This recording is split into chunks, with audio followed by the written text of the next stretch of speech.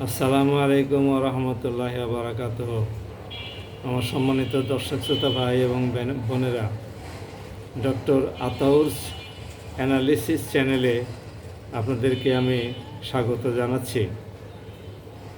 আমি আজকে বিএনপির একজন কেন্দ্রীয় নেতা জনাব বরকতুল্লাহ ভুলু সাহেবের একটা বক্তব্যের উপরে আপনাদের খেদমতে কিছু বিশ্লেষণ করতে চাই। জনাব বরকতুল্লাহ ভুলু নাকি সম্প্রতি বলেছেন যে বিএনপি ক্ষমতায় গেলে জামাতকে নিষিদ্ধ করা হবে।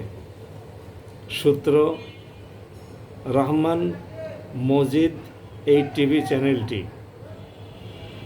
আবার বলছি, সূত্র রহমান মজিদ।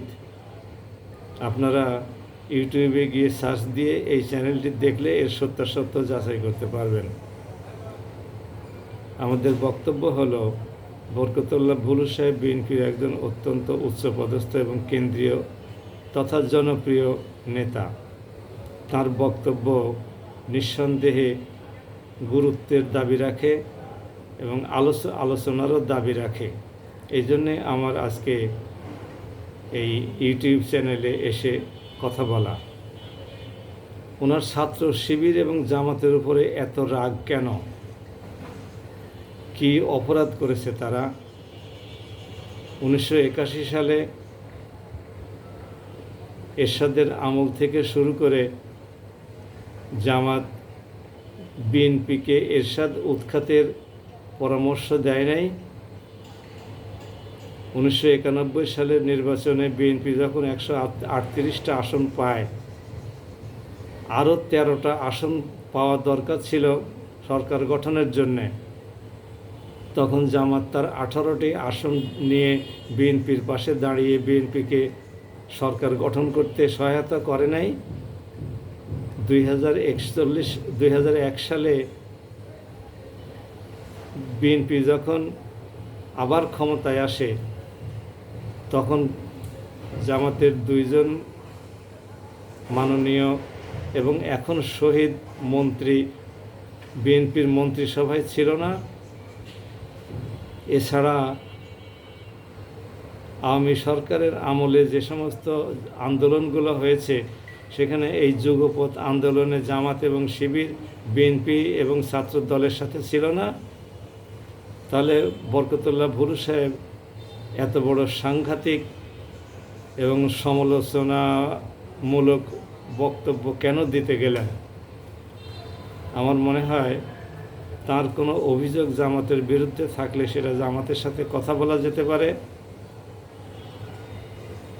শিবিরের নেতৃবৃন্দের সাথে কথা বলা যেতে পারে। রাজনৈতিক ময়দানে এসে যে শিবির পাবলিক এবং প্রাইভেট বিশ্ববিদ্যালয় সহ এ পর্যন্ত যে 6টি শিক্ষা প্রতিষ্ঠানে নির্বাচন অনুষ্ঠিত হয়েছে, সেখানে ভূমিধস বিজয় পেল, সেই শিবিরকে তার অপছন্দ, তার জনপ্রিয়তায় ঈর্ষান্বিত হয়েই কি তার এই অপছন্দ? বিষয়টি তাদের সাথে কথা বলা উচিত। আমরা আশা করি জামাত এবং বিএনপির মধ্যে সকল রকমের ভুল বোঝাবুঝির অবসান ঘটবে। বিএনপি যদি ক্ষমতায় যায়ও, জামাতের মতো একটি শক্তিশালী বিরোধী দলও তো প্রয়োজন হবে। আবার জামাত যদি ক্ষমতায় যায়ও, তাহলে বিএনপির মতো একটি শক্তিশালী বিরোধী দলও তো দরকার হবে। কাজেই তাদের তো একে অপরের সাথে সহযোগিতা করে পলিটিক্স করার কথা।